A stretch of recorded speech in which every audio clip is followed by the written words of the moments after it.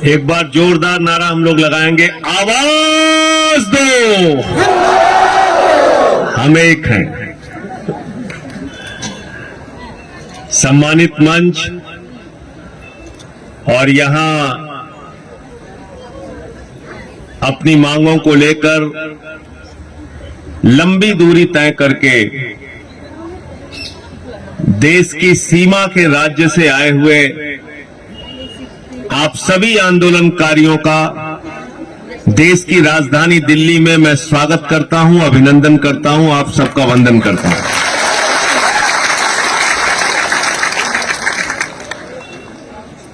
अभी मुझसे पहले आपके लीडर यहां पर बोल रहे थे कि आपका कद छोटा है, आपकी नाक छोटी है, लेकिन आपका दिल बहुत बड़ा है।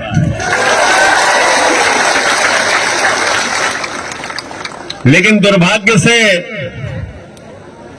इस देश के प्रधानमंत्री जो है उनका सीना 56 इंच का है, लेकिन उसके अंदर दिल बहुत छोटा है।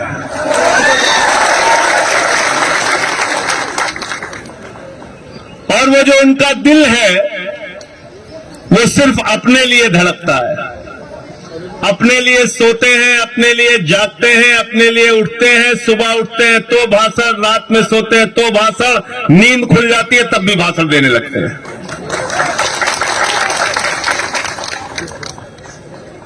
भाषण जीवी प्रधानमंत्री हैं हमारे। अभी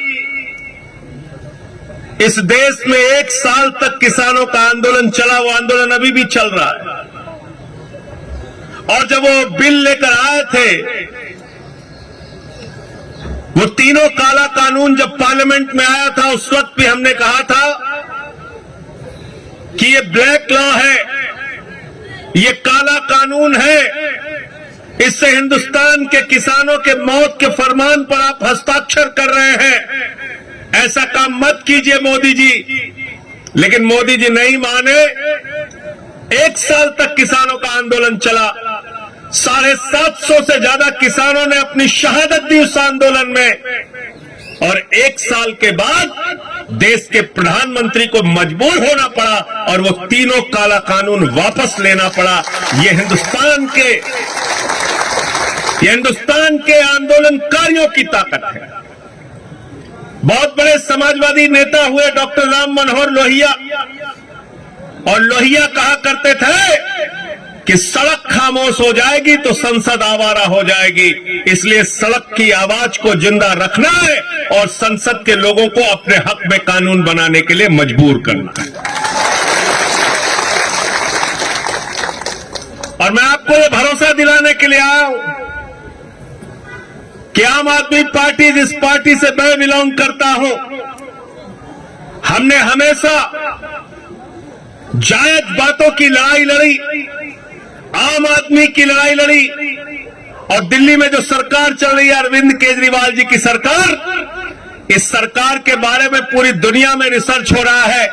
अमेरिका के ट्रंप की बेटी हिंदुस्तान आती है तो वो कहती है मुझे केजरीवाल का स्कूल देखना है। इतना काम हमने एजुकेशन में, हेल्थ में करके दिखाया। आज एजुकेशन में, हेल्थ में, और यहां पर महिलाएं, नारी शक्ति बैठी हुई है। महिलाओं के लिए दिल्ली एक ऐसा राज्य है जहां पर बस की यात्रा पूरी तरीके से फ्री करने का काम दिल्ली के केजरीवाल जी ने किया। आपकी सेपरेट स्टेट की डिमांड के बारे में अभी आपके लीडर से हमारी बातचीत हो रही थी, उन्होंने सारे पॉइंट्स रखा। त्रिपुरा जिन लोगों का है, त्रिपुरा में उनका राज होना चाहिए और त्रिपुरा में उनके हिसाब से अगर वो एक अलग राज्य की मांग कर रहे हैं तो इस मांग के बारे में केंद्र की सरकार को विचार करना चाहिए, सोचना चाहिए और फैसला लेना चाहिए। और नहीं तो अभी आपने जैसे बताया 58% वोट शेयर लेकर आप लोग चुनाव जीत कर आए हैं म्युनिसिपल इलेक्शन, ईडीसी इलेक्शन। 23 में जो असेंबली इलेक्शन होगा, आप लोग तय कीजिए, मिलकर यूनाइट होकर ये फैसला कीजिए कि हम अपनी डिमांड को लेकर आगे बढ़ेंगे। अगर बीजेपी हमारी बात को नहीं सुनती तो 2023 में बीजेपी की जमानतें जब्त करा के वहां से उनका सफाया करने का काम करें। और ये बात मैं इसलिए कह रहा हूं कि बीजेपी ने एक फॉर्मूला दे दिया आपको। वो फॉर्मूला क्या है? भाजपा से कोई भी काम कराना हो तो चुनाव में उनको हरा दो, वो सारी बात आपकी मान लेते हैं। अभी हिमाचल में जमानत जब्त हुई, इतने दिन से डीजल पेट्रोल का दाम वापस नहीं हो रहा था। जैसे ही चुनाव हारे हिमाचल में, तुरंत डीजल और पेट्रोल का दाम कम हो गया। उत्तर प्रदेश में मोदी जी चुनाव की रैली करने गए, सभा करने गए, पूरी भारतीय जनता पार्टी की शक्ति लग गई, भीड़ इकट्ठा करो, भीड़ इकट्ठा करो, भीड़ इकट्ठा करो। आधे से ज्यादा कुर्सियां खाली रही। उनको समझ में आ गया उत्तर प्रदेश भी हारेंगे, तो तीनों काला कानून उन्होंने वापस ले लिया। अभी ईडीसी का चुनाव आप लोगों ने हराया है, डिमांड अपनी जारी रखिए। 22 में यूपी में हारेंगे, पंजाब में हारेंगे, उत्तराखंड में हारेंगे, गोवा में हारेंगे, और जब इनको त्रिपुरा हारने का डर रात में सताने लगेगा तो आपकी मांग को भी मानेंगे। इसलिए चुनाव में हराना,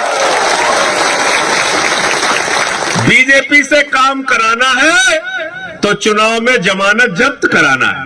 ये फॉर्मूला है, ये फॉर्मूला खुद बीजेपी वालों ने दे दिया। और एक बात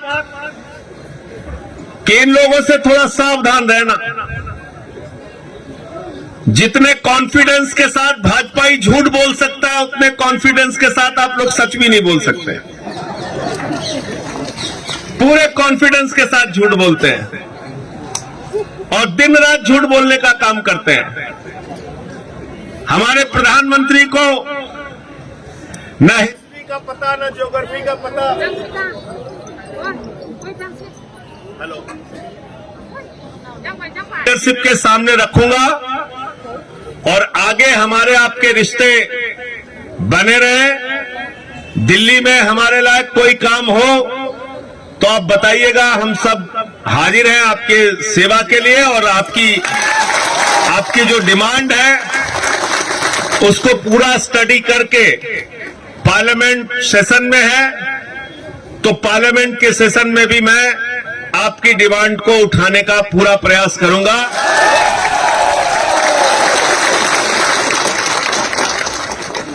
क्योंकि अभी पार्लियामेंट में धक्केशाही चल रही है।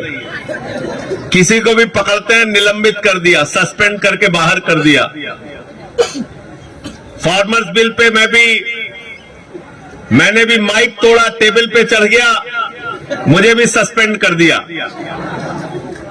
कहने लगे साहब संजय सिंह ने तो माइक तोड़ दिया। मैंने कहा तुम किसानों की हड्डियां अगर तोड़ोगे तो हम माइक जरूर तोड़ेंगे। आप लोग एक बहादुर कौम है, इस देश के लिए लड़ते हैं, संघर्ष करते हैं, मरते हैं, मिटते हैं। हाथ में तिरंगा लेकर आप दिल्ली की धरती पर आए हैं। मैं आपको यकीन दिलाना चाहता हूं, आपके इस जंग में, आपकी इस लड़ाई में आपका ये भाई आपके साथ रहेगा। बहुत बहुत शुक्रिया, आपने मुझे यहां बुलाया और इतना सम्मान दिया। बेलाय बेलाय के हम भाई बनो